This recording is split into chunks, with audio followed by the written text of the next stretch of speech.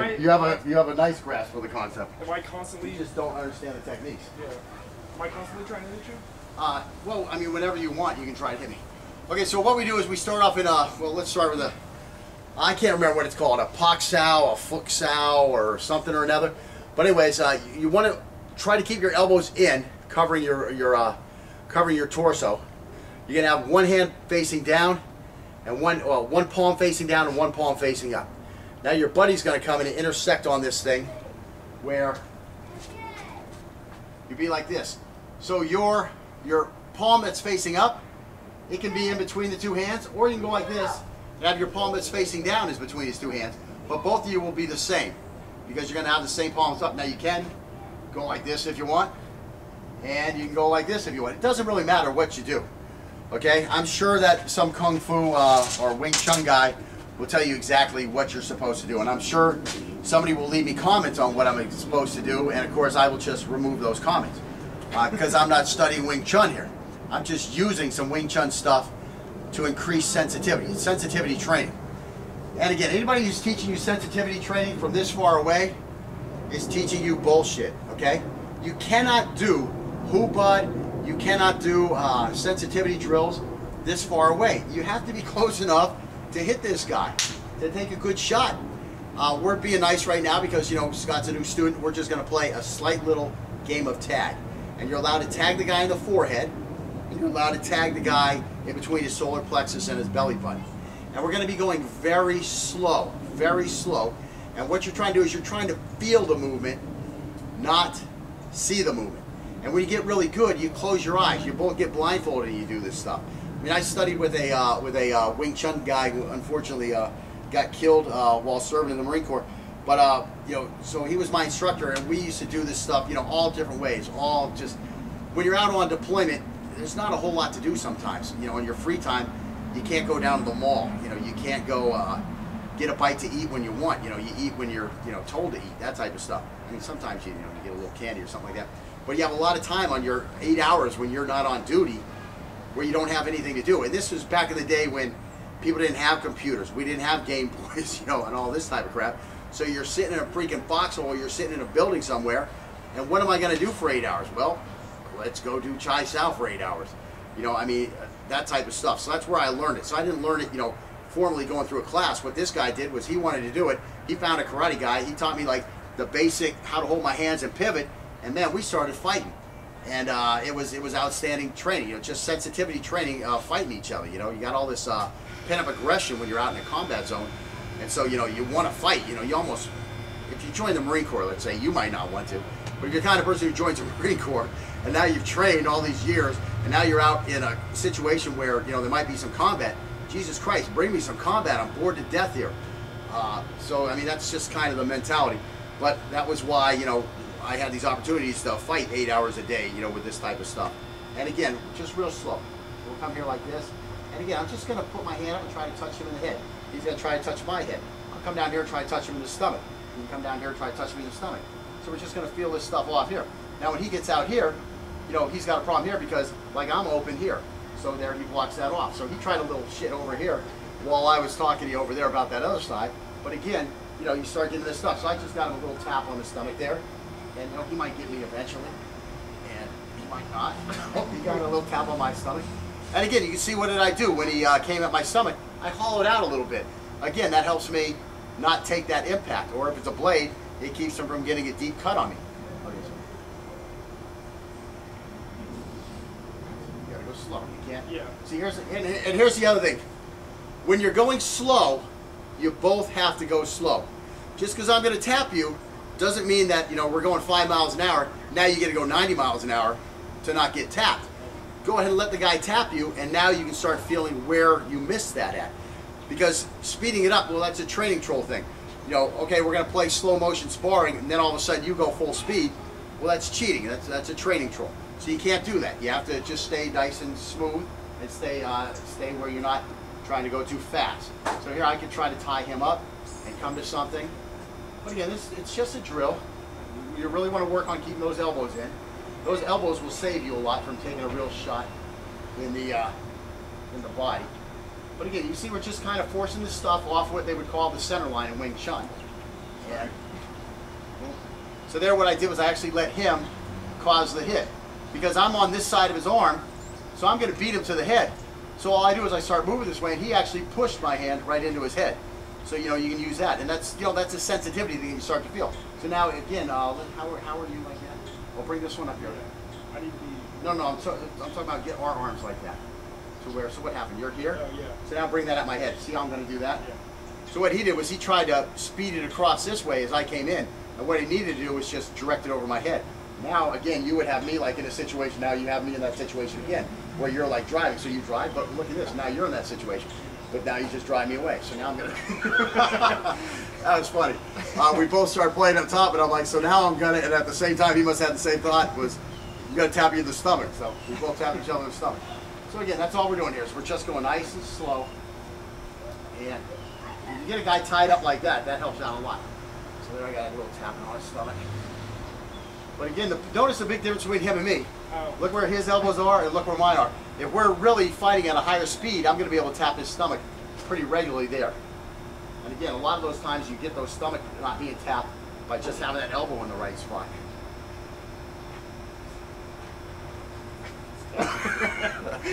That time he got his hands tied up, so I grabbed his other hand, and then I had the free shot at his head.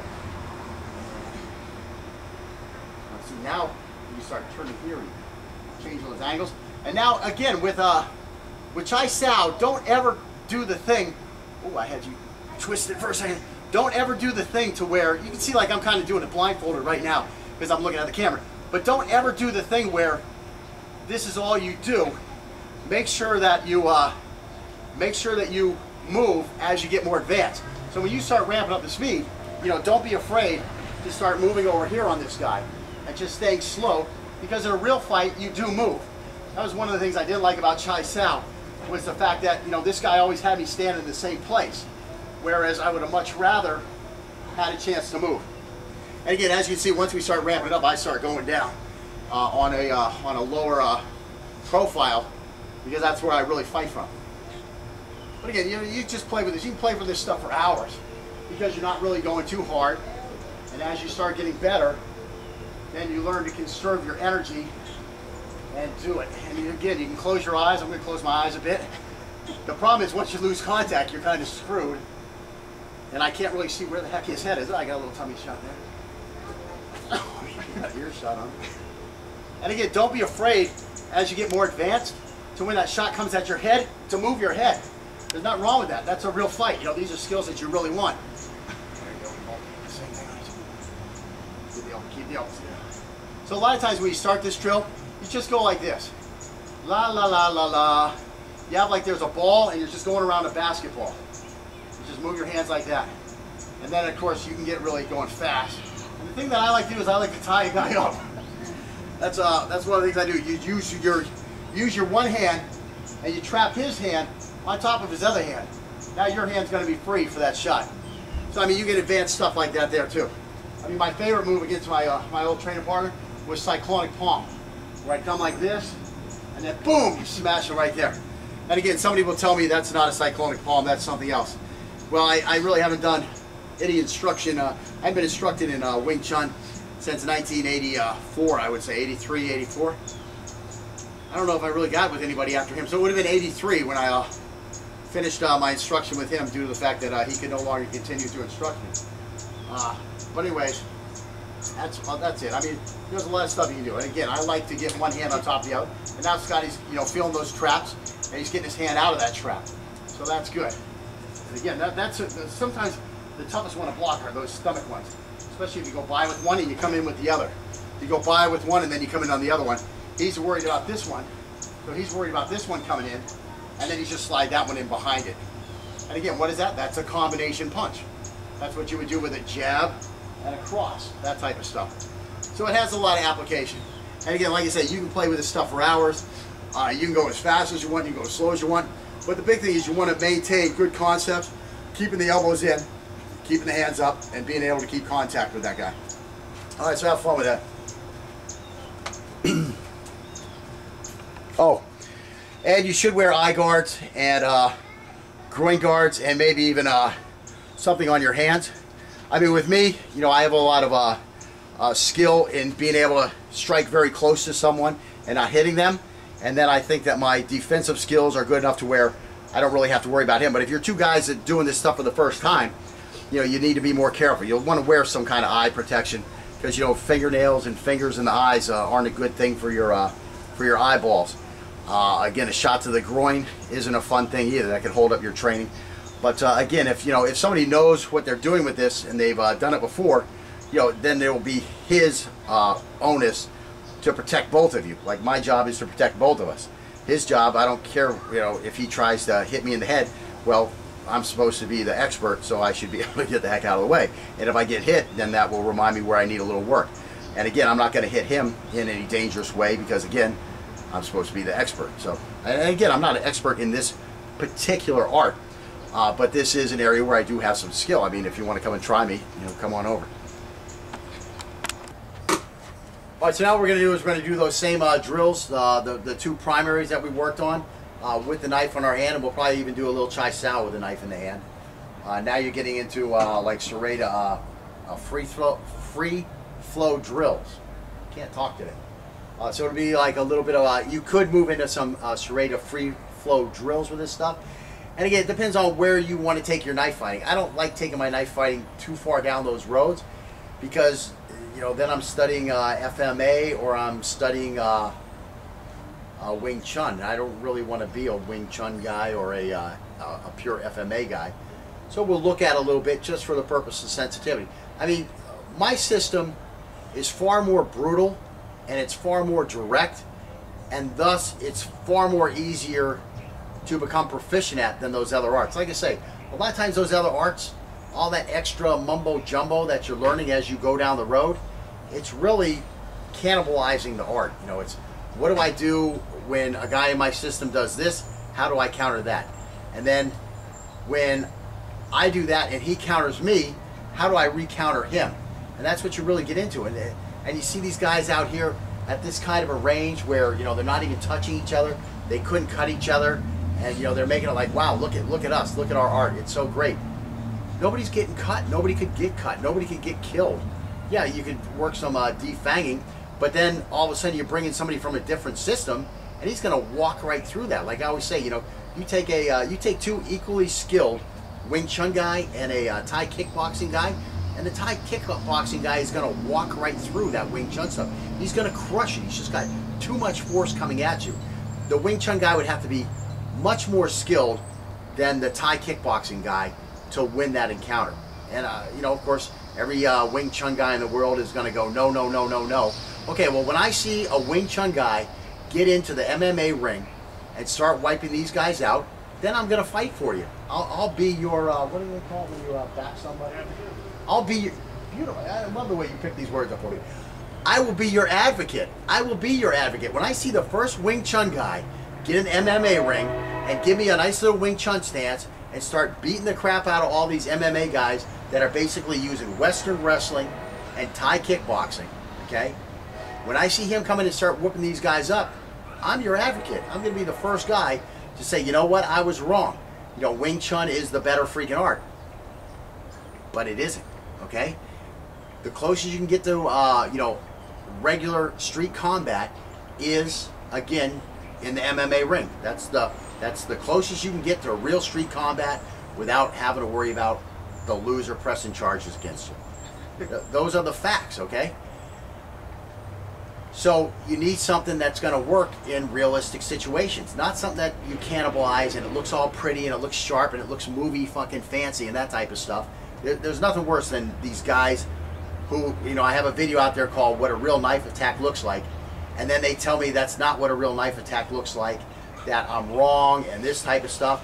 And then what I do to a lot of them is I have a like a form letter where it shows like 8 or 9 or, you know, 5 or 10, I can't remember the exact number, but it has all these videos that I picked off of YouTube of actual knife fights, and you see where anything else that you're doing on another video and those actual knife fights look more like what I say what a real knife attack is probably going to look like than anything else on the internet where guys are, you know, doing this shit, playing their patty cake or doing their one step, you know, this type of stuff. it's just not reality. It's not reality. You know, what looks like a real knife fight is, if you go out and look at videos of real knife fights, that's what it looks like. One guy coming crazy on another guy with a knife. There just aren't guys out here, you know, coming with intelligent freaking attacks when you see a knife fight on the street. That's because that guy was able to have a career to where he could support taking lessons and learning to fight. So he's not the crazy guy out there trying to attack somebody with a freaking knife. I mean, that's one of the reasons. But again, like I'm saying, you know, those arts, it's all nice and well. You want to go down that road of being a martial artist, head down that road. That's fine. But we want to stay on the martial artist road. Okay, we want to be able to be a combative. Look the two up in the dictionary, artist and martial, and you'll see they're actually pretty opposing terms. But you want to focus on the martial, because your art is not going to save your life when a real guy attacks you. Okay, you need something brutal, direct, that gets the job done now. That whatever somebody puts up as a defense or a counter, that you crush through and you destroy this guy now. All this other prancing around, you know, this type of stuff, I'm sorry, that's not reality. It's not reality. You know, watch these guys in the MMA. When they do throw an attack, it's a brutal, vicious, direct attack, because that's what's going to work. And nobody is doing a sophisticated, eloquent, freaking, you know, trapping type motion and then grabbing this guy and throwing him on the ground. It's not reality. It's not reality. Things are happening too fast when that guy comes with that direct and brutal attack for you to do something eloquent. It's just not going to work. It'll work in the dojo when you both are in your pajamas, nobody wants to get hurt, and we want to throw a pretty technique, like in the movies. Go fuck yourself. Stop it, restart it. No, you're good. Oh yeah, I probably should. That was quite a fucking A rant. quite a rant. I get so pissed off at normal martial. I mean, that's Barry's fault.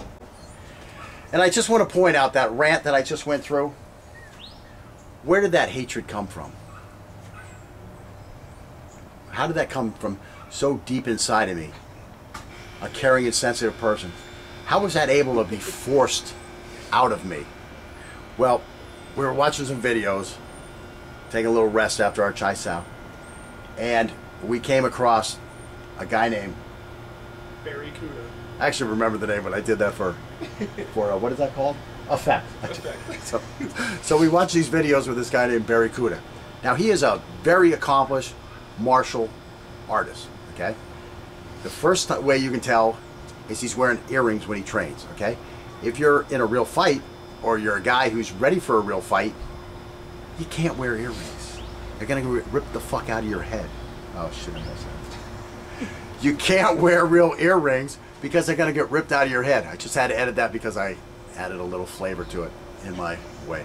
So anyways, they're going to get ripped out of your head, and you're going to be bleeding, and you're going to be, where's my earring? And imagine doing that during an actual fight. That would be a recipe for failure. But even in the dojo, you know, oh my earrings fell out. You weren't supposed to get that close to me and hit me where my earring fell out. Okay, so anyways, Barry Kuda, a very good, I'll call him martial artist, okay? But his martial application, the fact that he was so far from reality, that's where all that hatred came from. It's in there, it's just looking for a release. So that rant was Barry Kuda's fault. Barry Kuda, I like watching your stuff. It's very entertaining. Jazz music. Yeah, as Scott mentioned, the jazz music, while, you know, fighting. Novel concept, novel concept. I like to hear a lot more hate in my music if I'm gonna be fighting. You know, I need to, you know, with the guitar freaking just because that's what we're doing. Okay, jazz. You're gonna use jazz as your soundtrack for a fight. That's what I'm talking about. The mindset. It's just not there, man. It's not there. The mindset, you have to at least be onto some of that really jamming Red Hot Chili Peppers. That's a minimum requirement for a soundtrack for fighting, okay? Have I digressed enough? Scott's giving me the cut. It'll be nice if this stuff does see the light of day, but like my zombie rant, Yeah. it's probably just gonna sit out there. The zombie rant needs to be edited. The zombie rant is great.